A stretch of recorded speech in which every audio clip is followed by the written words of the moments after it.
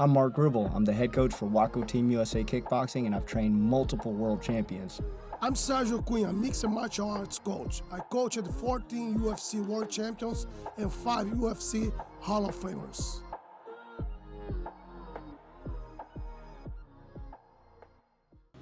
What's up, guys? We're back for another episode of the Double Jab podcast. But today, it's the Double Bass podcast because I have my very special friend, Roddy.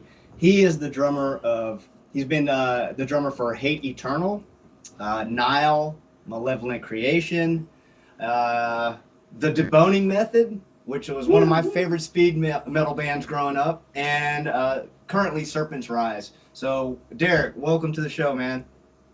Hey, man, dude, so good to see you. It's been too long. I know.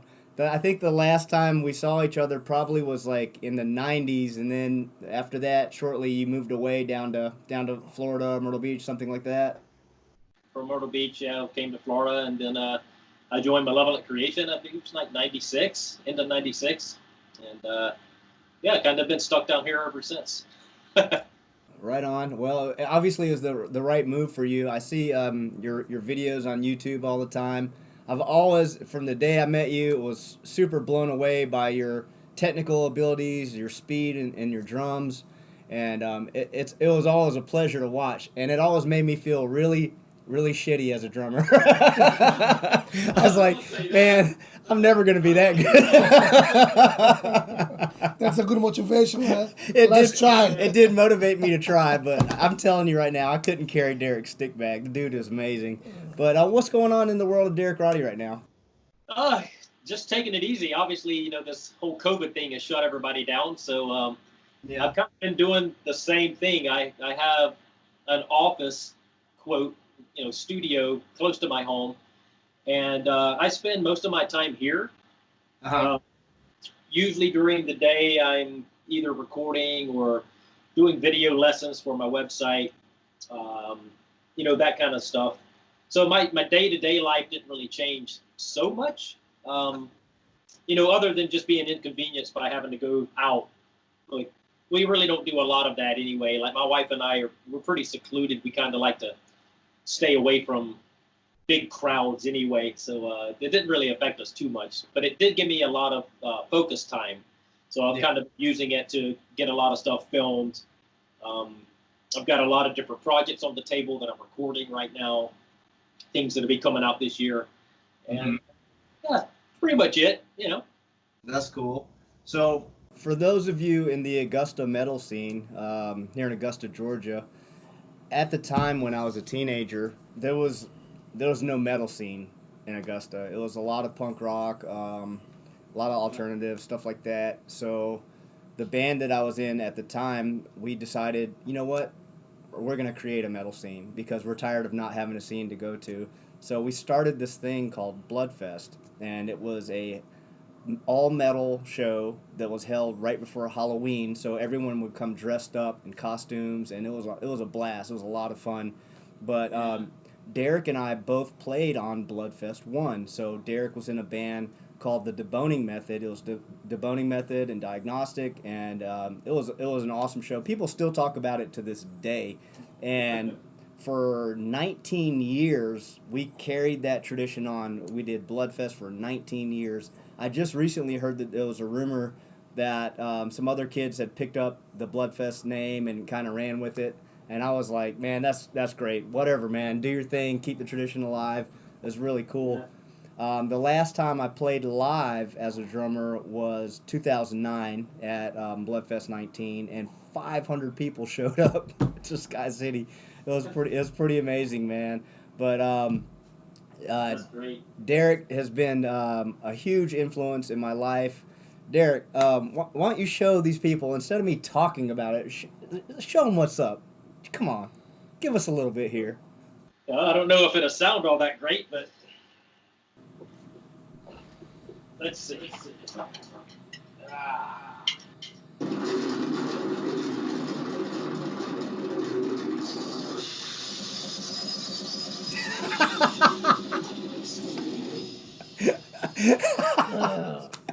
It just makes me laugh, man, because it seems so freaking impossible. How in the world do you do that?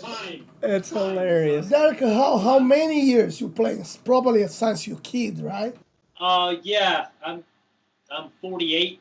This year I'll be 48. So I started literally when I was about 5 or 6. Yeah. Yeah. I was playing in clubs by the time I was 8, 9 years old. So, Wow. Yeah. but I was lucky. I had a very musical family, right? So like my mom and dad. My dad actually had a country song on Billboard in the 80s. So he was a singer songwriter. And then my mom, you know, she dabbles with piano a little bit and got a beautiful singing voice. My brother is 9 years older than me, and he's a guitar player. The whole family was already music, right? Yeah. So I grew up playing with my brother and my cousin, who was in age right in between us. So my brother's 9 years older, my cousin was 5 years older. And he played bass, and me and my brother and my cousin, we had a band, and we were playing out live by the time I was 6, 7, 8 years old, you know, like not, you know, live, but we were playing at the church. You know, we were playing at like, you know, the local, community centers and things like that, you know. Yeah. And, right. Like anything, like, you know, we interview a lot of people from different stuff, of course, not just martial arts, but you see that, you know, everything comes from a foundation. Yeah. Right? That's See? right. Yeah, It's totally. awesome. And I was always into it, you know. I love music, like right from the beginning. Apparently, I mean, my dad got me a kit when I was young, like 5 years old, because I was just beating the crap out of everything in the house, you know. And you know, my influences are very wide too, because like I said, we had such a musical family, and you know, my mom and dad, because of where I'm at in age, there was really no such thing as metal when I was like really young. You know, I mean, we had Black Sabbath, you know, Alice Cooper, Kiss. Yeah. You know, you had this stuff, but there really was no, you know, Slayer or anything like that. So when I was growing up playing drums, I didn't get involved into that stuff until like later, because it just didn't exist, you know. Pioneer, right? It's a pioneer. Yeah. I Because mean, you waiting to see what was going on, and you knew like kind of what you like, you know, the sound you like to do. yeah. You know, we was talking about that. Like my mom like country, my brother like heavy. You know, when you hear something that you like, okay, you follow this direction. When you create like, You know, it's like my family too, because you know, obviously my mom and dad, you know, they're like musical taste lied anywhere from like 50s music, you know what I mean, like big band era stuff, all the way through like, you know, 70s kind of prog rock kind of stuff, you know, soft rock, prog rock, you know. So there was a big influence of music already. And then country was another big one too. And you know, my brother being older, he was the guy that brought Black Sabbath and Kiss and all of that to the house. Alice Cooper, you know, Deep Purple and Vanilla Fudge. And, you know, that's where it started. You know. I don't see nothing like that. Correct me if I'm wrong. I don't see nothing new like that on those days, right? You guys see something? Yeah. Maybe you know, of course, you know better. I don't see nothing new now. You know, 2020. You know, you don't see nothing even close for what we had, you know? Yeah. In the for sure. beginning of that move, right? It's interesting that you bring that up, because like this has been a complaint of mine for years. And there are bands, don't get me wrong. There are bands out there that are doing things that are like really cool, but is it new? Not really. I mean, they're kind of taking this, that, and they're putting it together, and it's like something new, I guess, but it's not like, you know, you go back, like, let's say, for example, the first time you ever heard King Crimson. You know what I mean? Like living in that era and then hearing that music for the first time. I mean, there was literally, you couldn't find anything else like it. You know what I mean? And now today, it doesn't matter what you hear. It's just a recreation of something that was done 20 or 30 or 40 years ago, you know? So it's interesting that you say that. And I don't think that music has gotten unoriginal. I think that the people creating it have just hit a wall, you know what I mean, with creativity, you know. There are plenty of bands out there that I love. I mean, there's a band named Sleepy Time Gorilla Museum. Nice. And they broke up many years ago now. They actually have a new band called Free Salamander Exhibit. It's all the same people for the most part. And it's very like avant-garde. It's like if you took King Crimson and mixed it with like, I don't even know. I mean, King Crimson, you mix it with like a little bit of death metal. You put like some 70s soft rock in it. You know what I mean? Like it's very odd. You know, it's heavy at times. It's got a little bit of an industrial feel as well. So there are bands doing some cool things. It's, you know, it's just it's hard to find. You have to weed through a lot of information online to find these bands. Yeah. I found a band recently called Peniel. I think that's how they say it. It's actually two separate bands, one called Poil and one called Nile. And they're from France, right? So these two bands actually play together as one band. So there's two drummers, two bass players, two guitar players, and a keyboard player, right? And man, they are super cool, man. Like I'll send you a link after this whole thing, and you can check them out. Maybe you can post it for the listeners to check out, because it's very cool. And the fact that these guys can play the type of music they're playing and keep it together between two drummers and two bass players, and I mean, Should be hard, right? Should be hard to do, right? It's pretty impressive, and I've never really seen anything like it. Now, when I was growing up in the 70s, two drummer bands were popular. You know what I mean? You had the Doobie Brothers, the Allman Brothers. You had a whole, like, you know, genre of bands that had two drummers. Even James Brown back in the day had two drummers. So, you know, so it's not necessarily a new idea, but what they're doing with it is definitely a new idea, because these guys are playing some insane, like, teched out, like, crazy music. You know what I mean? And the fact that they can keep it together, man, it's like really, really cool to see. Speaking of two drummers, man, I saw a video of you and Eric Moore having like a drum battle. It was so fun, dude. Lots of fun. Yeah. Eric's dude, man, he's a really good guy. I think that particular one was in Russia. He roasted those drums too, man. He's a good drummer too, man. Oh, he's insane. Yeah. He's insane. He's one of the best out there right now. You know, yeah, That's he's awesome. a Who's he playing for right now? Right now, he's playing with a South American artist, I think. Like, not anybody that we would know here in the States, but down there and outside of the country, they play to like 20, 30,000 people a night, you know? Like, holy smokes, man. Yeah. So, like, if you go on his Instagram page, he's got a lot of stuff up there. I mean, not right now he doesn't, because we're all shut down. But you know, you can fish back through there and find a lot of. Would it happen to be a Brazilian band? Because this guy's from Brazil. maybe. No, I'm thinking now it might actually be an Italian band.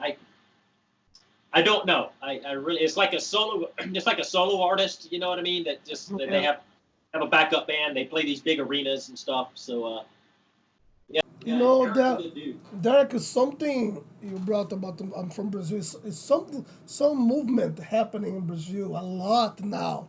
I see that the last 3 years. Like, you know, the bands, you know, they get famous, they make money. These guys play together like 20 years, you know. Mm-hmm. Then they decided to, you know, just to tear up and go apart.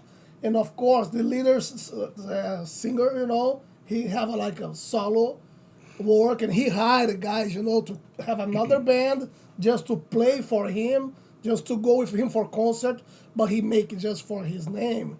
This is something normal, like all those years, or this is something more about now? Because I know those guys, you know. If we talk about all these big bands, you know, like history guys, you know, these guys are still playing together, right?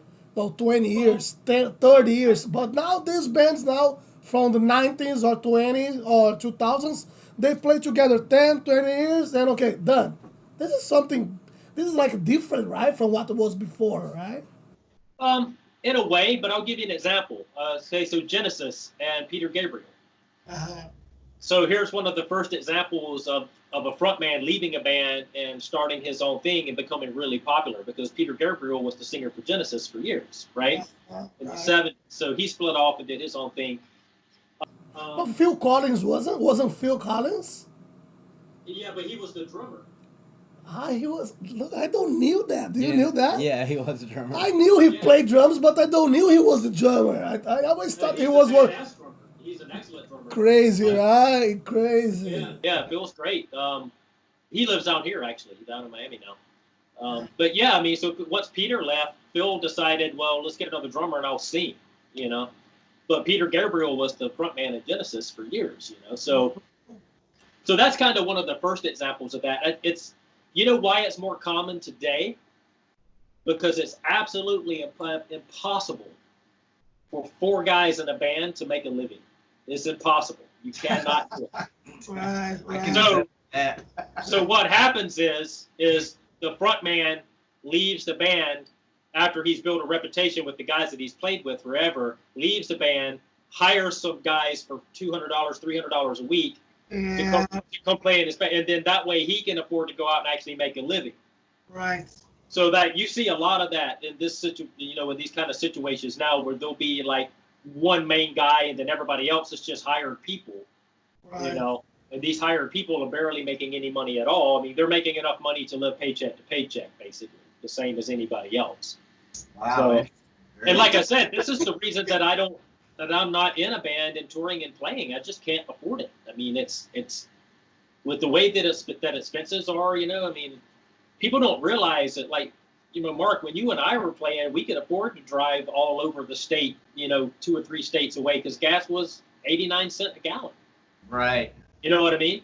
Like the last tour I did with Hate Eternal, the average price of gas was like $4.40. Oh my gosh, I remember that. Yeah, that And was like 2005, you know, 2004, 2005, when it just really went crazy. yeah. And dude, it literally, we put every bit of profit right in the gas tank. Holy smokes. Well, You know, and when you consider the size of the United States, I mean, the average drive in between shows in the United States on average is 5 hours. Wow. So you don't think about it, from LA to San Francisco, that's like an 8-hour drive. Yeah. And then from San Francisco to Portland, it's like another 6. And then Portland to Seattle was like 4.5, 5, you know, so it's like, you know, you're doing this shit overnight. And you're yeah. How you gonna play next day? Yeah. How you gonna play well next night? Same night. Have to Right. drive all night. Yeah. Yeah. Well, you get used to that. That's like training. That's like that's the same as anything. You know, you just train your body to do it and your mind to do it, and you just do it. You know. So that wasn't a big deal. I mean, that part of it I never had really any issues with. But I did have issues coming home like thousands of dollars in debt every time. Absolutely. Yeah. Like, this is ridiculous. Man, we played a gig in Myrtle Beach. It was the worst gig we ever played ever. Not that we played bad or anything. Myrtle Beach is tough, man. There's no scene there at all. Yeah. Tough is not even the word. We were like, okay, we're gonna try to at least put some people in this bar. Made flyers, went out and talked to people all day long in hot, you know, humid heat out there on the beach, and we made a total of $20 that night. That's not fun. Now, do you drink? You guys drink that $20? No, because that's 2 drinks between 4 Oh guys. my God! Even worse. Right back in the gas tank. It got us halfway across That the was state. just the gas, right? Not even to drink. Not even gas. It was like a 4. Hey, that's not a short drive from Augusta either. No, it's like, I don't know, 3.5, 4 hours. So I know. That's just like from one state line almost to the other. You know, you don't think like Europe's completely different, because you can do 3 or 4 gigs in Germany, and Germany's like, you know, South Carolina, Georgia, right? You know, so it's not bad. It's like, you know, you could do 3 or 4 gigs in Germany. You know, Yeah. so Europe is much better on the actual touring, because everything's closer together. You know. And I think that the culture, if you talk about Europe, you know, if you think about the London scene, you know, these guys, they are more cultural for that stuff.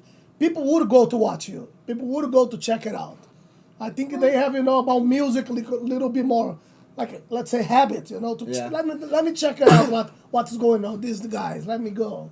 It all comes down to population density. Uh, That's the one thing that I've noticed for touring all the time. Because like Europe, honestly, the shows are much better in America. Mm. I mean, as far as the crowd is concerned, like Europe, they come out, yes, you know, but they kind of just, I mean, they soak it in. But like the shows in America were downright violent. You know what I mean? Like, especially like with metal bands, like what we were doing, man, there was just so much more energy in America as far as like those kind of shows, you know.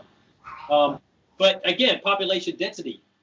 You know, you got a bunch of people crammed into a small area in Europe, and here in America it's not quite the same. So cities like Atlanta, New York, LA, San Francisco, Dallas, for example, Chicago, you know, these were 1,000 people shows most all the time, right? Yeah.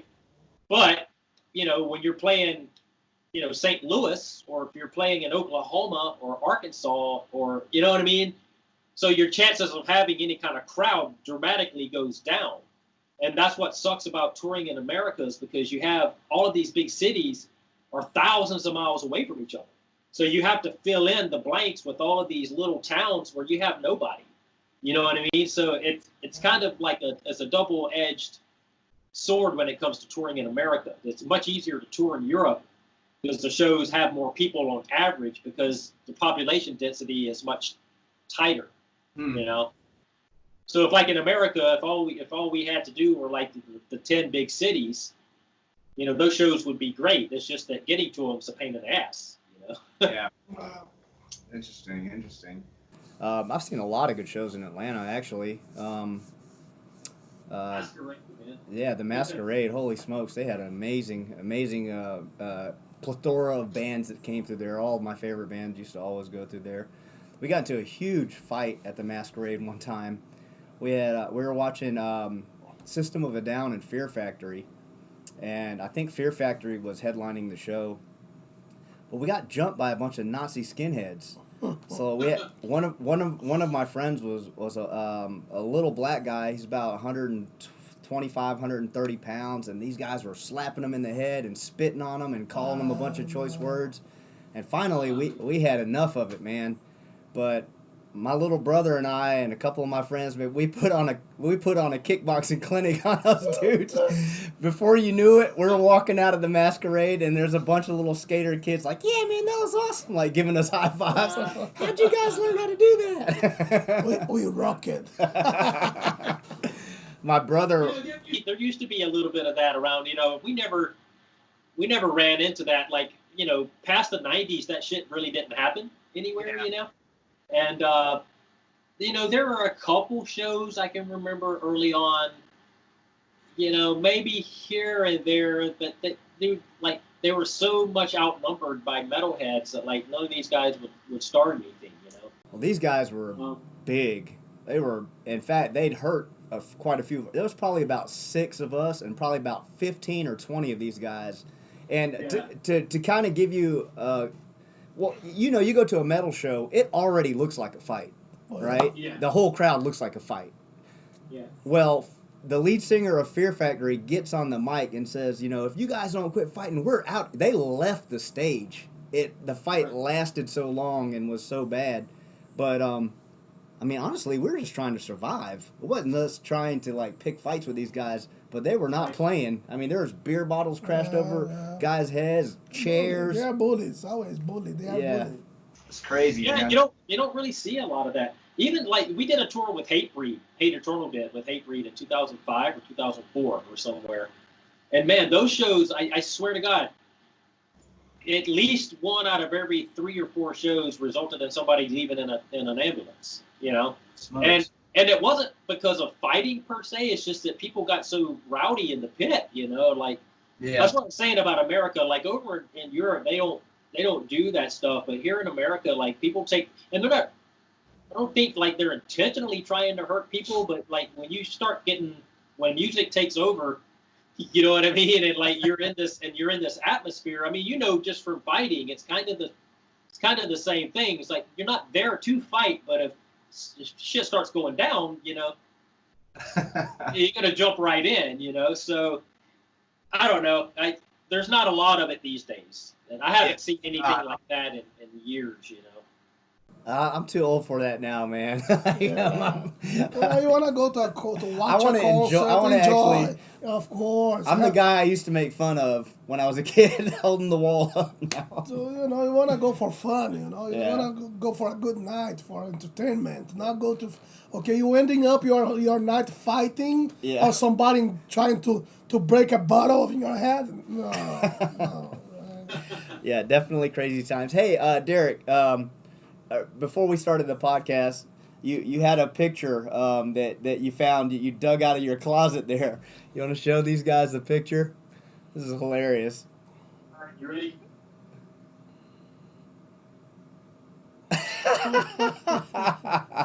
That's me, ladies and gentlemen, with my hair halfway.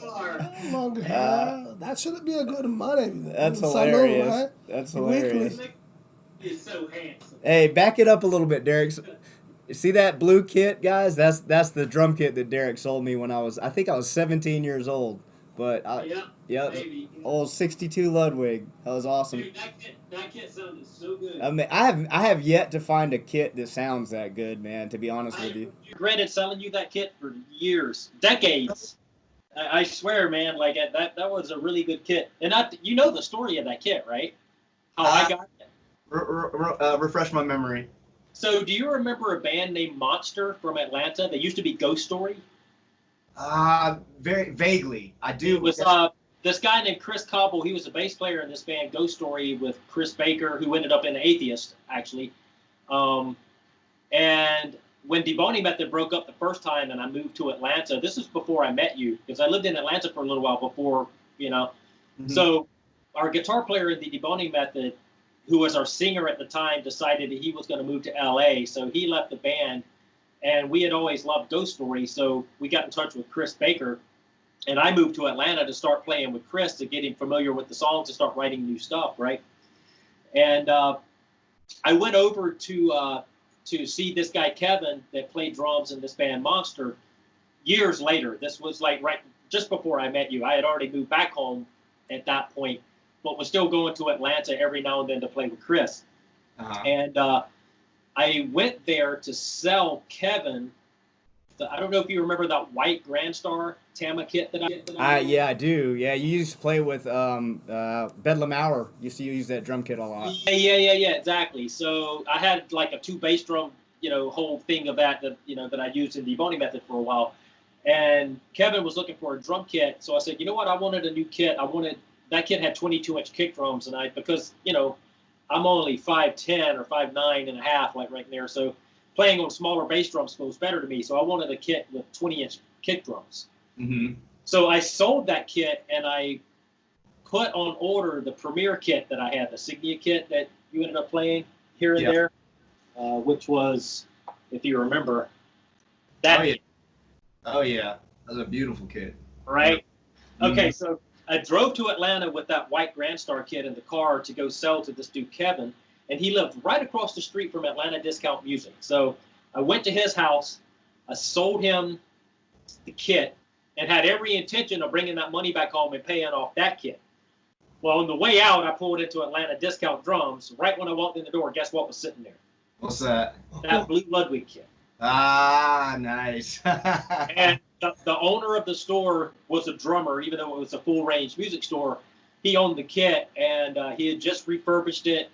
And that was the first kit that I had ever seen that had a 10-inch, for being the years that they were, because that kit was 62, 64, and 66, I think, because there were different drums in the whole kit. Uh-huh. And it was the only kit that I had ever seen that had a 10-inch tom. And if you remember, it was so shallow that the lugs had to be put beside each other.